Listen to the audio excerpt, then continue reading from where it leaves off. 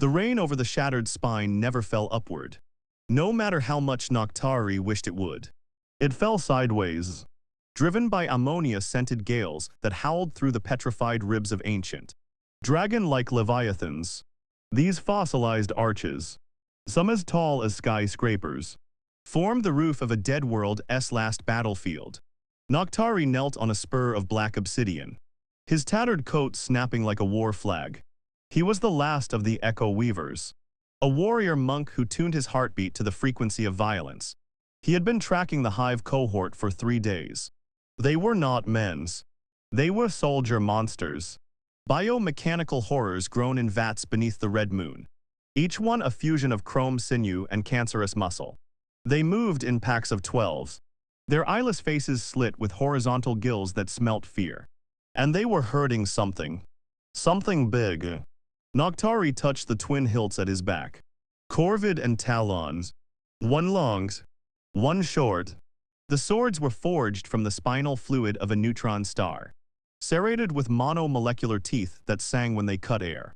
His master had taught him that a sword fight was not a battle of strength, but a conversation of angles. And today, the conversation would be a scream. He found their camp in the shadow of a fallen dragon's skull the size of a cathedral. The Hive cohort had no tents, no fires. They stood in rigid formation, their carapaces dripping with the local phosphorescent moss, making them look like undersea demons. At their center, chained by a collar of screaming light, was the target, a juvenile void worm, a dragon of living singularity with scales that drank the stars. It was the last of its brood. If the cohort delivered it to the red moon, they would use its heart to tear a hole in reality. Noctari cracked his neck and stepped into the open. "You have something that belongs to the silence between worlds," he said, his voice flat, amplified by the diaphragm technique his order called the whisper that breaks. "Give it back, or I will teach your biology a new ending." The cohort turned as one. 12 of them. 12 pairs of gill mouths hissing. Their leader, a brute with a second set of arms welded to its shoulders, pointed at talons. With a wet, shrieking chorus, they charged. Part 2. The 30-second eternity. Noctari did not charge back. That was for soldiers. He was a sword, and a sword does not run to meet a shield. It waits to be drawn. The first 3 monsters reached him in a wave of claws and piston-driven fists. The first came in low, sweeping for his knees. Noctari sidestepped a 1/4 inch, letting the claws whistle past his shin. His right hand flowed to Talon, the short sword, and he did not slash. He intercepted. The blade met the monster's wrist at the exact microsecond the joint flexed. The serrated teeth chewed through carapace, nerve clusters, and hydraulic fluid. The soldier monster's forearm spun away into the rain. It didn't scream. They never did. It just staggered. And Noctari used that stagger. His left foot pivoted.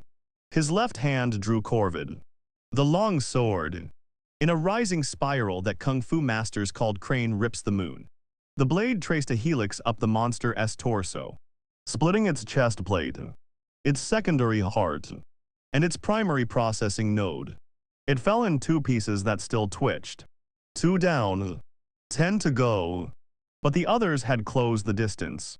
The next 4 attacked in perfect synchrony, a combat algorithm learned from 1,000 slaughtered worlds. 1 high, 1 low, 1 left, 1 right, a cage of deaths. No traditional defense existed. Noctari smiled a thin, cold expression. He dropped, not dodged, dropped, into a split that would break a normal man's pelvis. His training had replaced his lower spine with woven carbon myomer 10 years ago. As the 4 attacks crossed harmlessly overhead, he erupted upward in a spinning breakdance of blades. Corvid took the head of the left monster. Talon opened the belly of the right. The high attacker he met mid-spin, driving his heel into its throat, not a kill, but a disruption. The monster gagged on its own secondary mouth, and Noctari landed behind it, already stabbing Corvid backward through its spine. 6 down. 6 left. 3 seconds had passed. The leader brute roared a genuine sound of frustrated intelligence. It barked a command in its clicking language. The remaining 5 fell back and formed a wedge. The brute stepped forward, all 4 arms unsheathing blades of crystallized acid. This was the duel. This was the sword fight the story promised. Noctari sheathed talon and held Corvid in a 2-handed grip. He sank into the horse stance of the unbroken road, his feet gripping the obsidian, his chi flowing not from his belly but from the cold fusion battery implanted in his chest. The rain parted around his blades. The brute came like a freight train. 4 blades, 4 angles, no patterns. It was a genius of violence. Noctari parried the first 2 strikes with Corvid S flat, the impact jarring his teeth. The 3rd blade he caught on his forearm armor a spark shower of melting ceramite. The 4th was a feint. The brute's secondary mouth spat a globule of digestive acid at his face. Noctari did not flinch. He tilted his head 1 degree. The acid burned a stripe through his hair and sizzled on his shoulder pad. Pain was data. He used the brute S over commitment to step inside its guard. Corvid was too long, so he reversed grip, drove the pommel into the brute S primary eye slit. Then he drew talon from its sheath with a sound like a silk tear. The short sword slid between the brute S ribs. Noctari twisted it through 3 of the monster S6 hearts. The brute froze, its 4 arms going slack. It looked down at the blades, then at Noctari's. For a moment, something like respect flickered in its single remaining eye. Then it collapsed. The remaining 5 monsters, leaderless, reverted to base programming. Protect the acid. They surrounded the chained void worm, forming a living walls. Noctari stood over the brute S corpse, blood and hydraulic fluid painting his face. He was bleeding from a dozen small cuts. His left lung was punctured. His right knee was beginning to seize. But he had not yet begun. Part 3. The Dragon S bargain. The void worm raised its head. It was the size of a bus. Its scales the color of a bruise on a dead star. Its eyes were not eyes, but lenses into the infinite dark between galaxies. It spoke inside Noctari's mind without words of feeling. A mathematical proof of sorrow. You are too slow. Echo Weavers. The cohort has already signaled the red moon. In 4 minutes, a drop ship will arrive with 100 more. Cut my chains. Let me phase.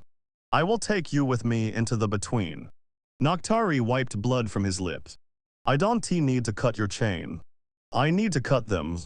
He attacked the 5 remaining monsters. But this time, he did not fight like a duelist. He fought like a storm. The kung fu of the Echo Weavers had a forbidden form. The dance of empty hands, where a warrior surrenders his defense entirely. Every block becomes a strike. Every dodge becomes a step closer to the enemy's heart. He met the first monster's claw with Corvid, splitting it in half. He used the second monster's lunge to vault into the air, bringing talon down through its skull. The third and fourth he engaged simultaneously, weaving between their blows like smoke, his swords tracing figure 8s that left trails of severed tendons and spraying coolant. The fifth tried to run. Noctari threw talon like a spike through its lower back, pinning it to a dragon bone ribs. In 30 seconds, it was over. 12 soldier monsters lay in pieces. The rain washed their fluids into a single black river that flowed between Noctari's boots. He walked to the void worms. The chain of screaming light was held by a lock of crystallized time, a technology he could not break. The worm's lenses for eyes watched him. Without a key, the lock will hold. The dropship is 2 minutes away. Noctari knelt. He touched the lock. The screaming light bit into his fingers, burning away the skin. He did not pull back. He focused his Kai, his fusion core, his entire will into a single point between his hands. His master had taught him one final lesson.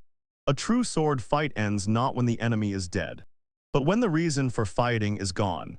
He did not break the lock. He persuaded it. He resonated his heartbeat with the frequency of the screaming light until the lock recognized him as its owner. It clicked open. The chain dissolved. The void worm rose, unfurling wings that were not leather or feather but folded spacetime. It lowered its head. Noctari climbed onto the ridge of its neck. The dropship appeared over the horizon, a black insect disgorging a swarm of smaller insects. "Hold on," the dragon whispered. Noctari gripped the edge of a void scale. The monster soldiers opened fire with plasma rifles. The air turned to white fires, and then the worm phased. The world inverted. The rain stopped falling because there was no up or down. The dropship, the soldier monsters, the bone forest all became a flat painting behind a curved window. Noctari looked into the between. It was not empty. It was full of watching things. Old things that smiled at him with teeth made of forgotten suns. The void worm swam through them like a shark through kelp. "Where to?"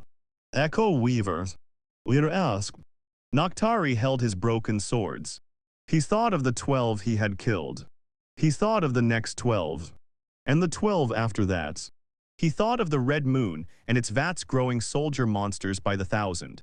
And he understood that this sword fight was not an ending. It was a single stanza in an epic that would outlive the stars. "Wherever the chain needs breaking," he said. The dragon smiled with its whole body, and they swam into the dark.